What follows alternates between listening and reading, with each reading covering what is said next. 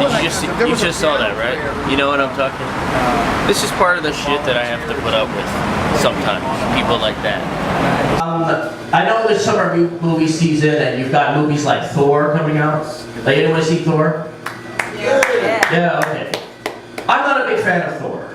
The reason is Thor is always going around declaiming stuff. It's like, by Odin's thunder!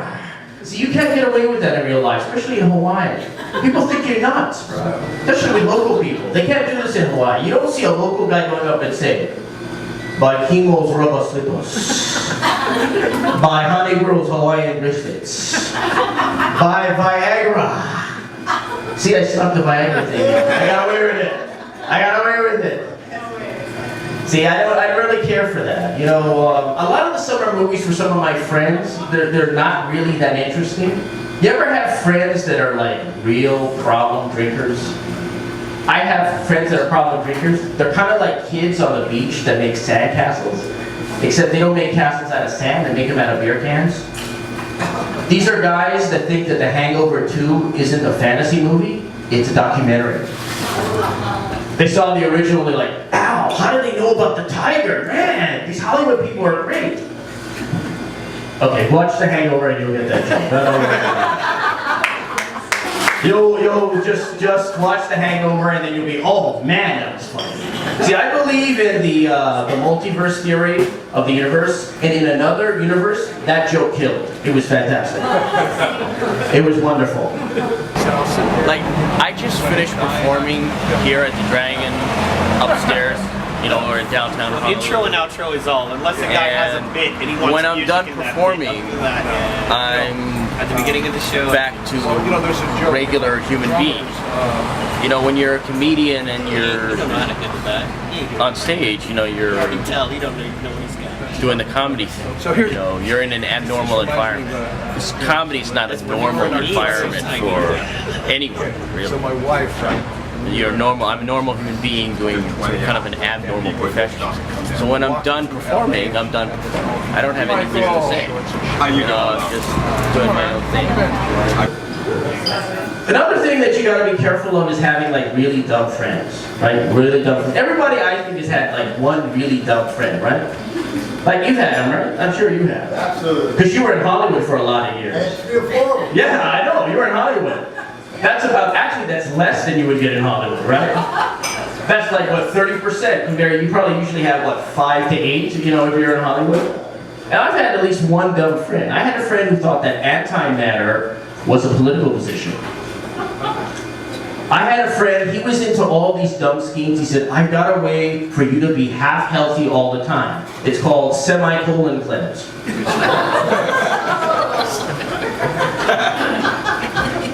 That's right, just keep laughing. You figure it out.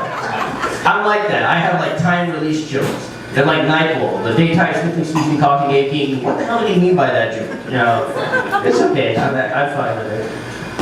Here's a joke that I like. I don't know if anyone will like it, but I like this joke. That gets a laugh. Wonderful.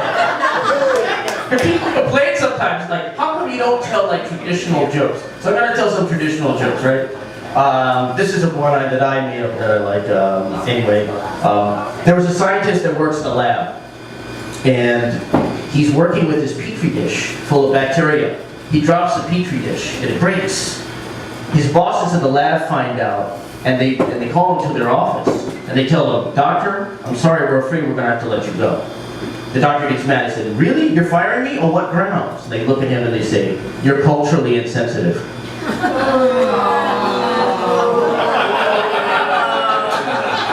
I really don't care what you say about that joke. I love that joke. It's going on my HBO special. I really don't care. On my greatest hits album. I don't mind. People don't like that. I don't care. You know why? That's how I roll, people. That is how I roll. Yeah. That is how I roll. The weird part about my act, and the weird part about the jokes that I tell, is that when I started out as a comedian, I kind of expected that my audience would basically be guys. The guys would get my humor. The guys would like my humor. They would be smart guys, young smart guys, whatever it was. And what I found over the years is that the people who kind of respond to my jokes or respond to my humor, however it is pitched to them at the time, are primarily women. At least those are the individuals that have come up to me and said, you did a great job, or we like what you're doing, or we think you're wonderful. It's always been women that have been very appreciative of my humor. And I never expected that, because I have a kind of very direct, straight male persona, or male persona. And I thought, only guys are going to get what I'm talking about. I don't have anything feminine about my act. There's nothing female-oriented. There's no feminine side to what I'm doing. But yet women are the ones that kind of respond. Guys don't respond. It's really weird dealing with fans, especially, if you could call it, or audience members. The more interesting audience members are always women. This picture. The problem is, it's corporate America. See, they like to give you products, not that you need, not that you want, but that you think you want. See, it's marketing and advertising. That's the key, right? You know what marketing is, essentially? It's putting salt on shit. That's basically what it is. And if they could sell that to you, they would, trust me. New Nabisco, salt on shit. Oh, honey, they get salty shit. I don't even like shit. But let's go out and buy some shit. See what I mean? That's how they work on you. Right? They don't get those juicy collars. They don't get the murders, the rapes, the Grand Theft Autos. They gotta be called out to stupid little things like illegal signs. I have a friend who owns a gallery in downtown. They had to call out the cops because there were signs on the sidewalk that were illegal. So you know the cops didn't like that, right? It's like, oh, you would interrupt my organic local mocha for this crap. And it was weird, man. It was really strange because, they got to deal with whoever put the sign up. Oh, sir, I'm going to have to ask you to remove the offending sign right now. Oh, sir, don't make me reach for my weapon. You're going to have to remove the sign right now. Guy runs up, he's like, dispatch, we get one defendant fleeing. We need 10 patrol cars and one SWAT team, all right? I guess the thing that most people are curious about is why I chose stand-up, why I chose to be a stand-up. And the honest answer to that is I didn't choose stand-up. I was a writer and I was a journalist, and I was just fine with what I was doing. And I came and I did this open mic, and I killed, and the next thing I knew, I was doing more open mics, and more showcases, and more shows. After 3.5 months, I was doing stand-up, and I was a comic, I was a comedian. It really kind of happened that fast.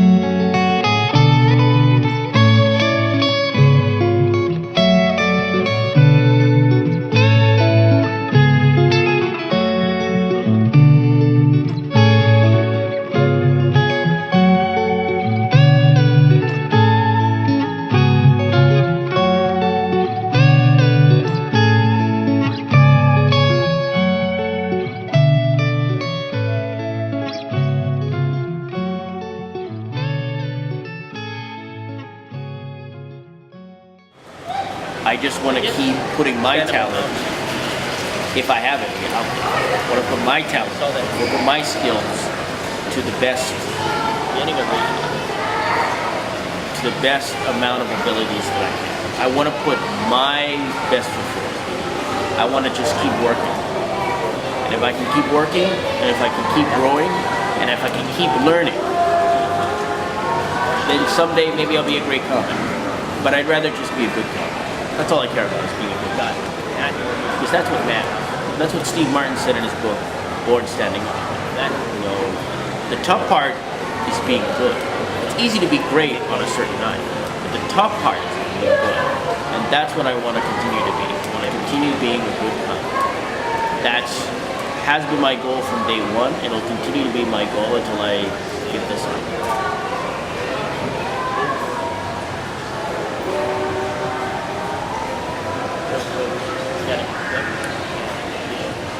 Bit of a long call.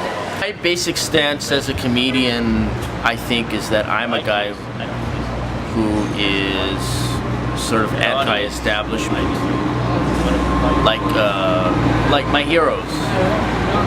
The two comedians that really influenced me as a comic right now are George Carlin and Bill Hicks, and those are my two comedy heroes. And those were two kind of anti-establishment, anti-hack, anti-everything really.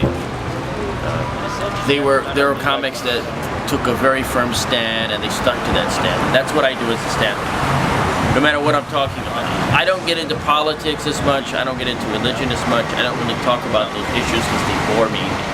But the stand that I take is generally related to corporate America. The fact that we're over-corporatized in this country, that we're overburdened by businesses. It's a country ruled by corporations. As I like to say, we're one nation ruled by banks, non-refundable, with credit cards and checking accounts for all. And that's what this country has become. And I convey that at times through my act. And that's actually more dangerous to take on sort of the corporate bigwigs and corporations than it would be to deal with politics or religion. That's where the real taboos are, I think. But the guys who influence me, George Carlin and Bill Hicks, those are my true comedy heroes, and those are the guys that I feel that I'm the heirs of. I am the heir to George Carlin, I'm the heir to Bill Hicks. That may sound arrogant to a lot of comedians, especially here, but that's my feelings. That's how I roll. Even in downtown Honolulu at, 11 o'clock at night, that's how I feel. You know, I'll leave on this, I'll end on this. Bill Hicks had an album called Relentless.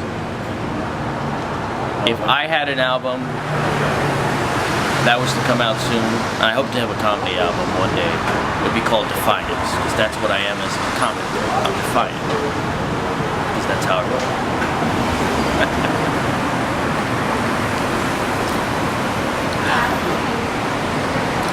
That is how I roll.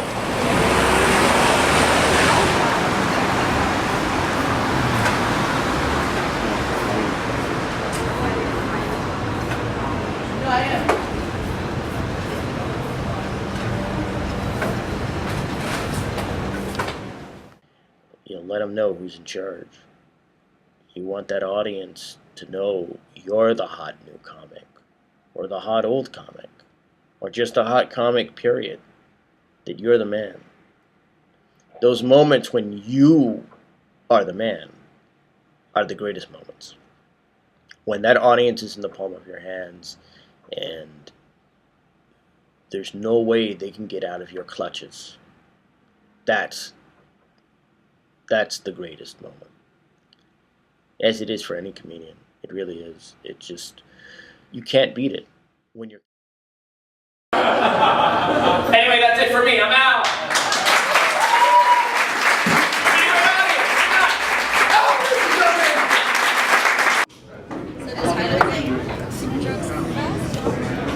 He was funny. He was funny because it was first time.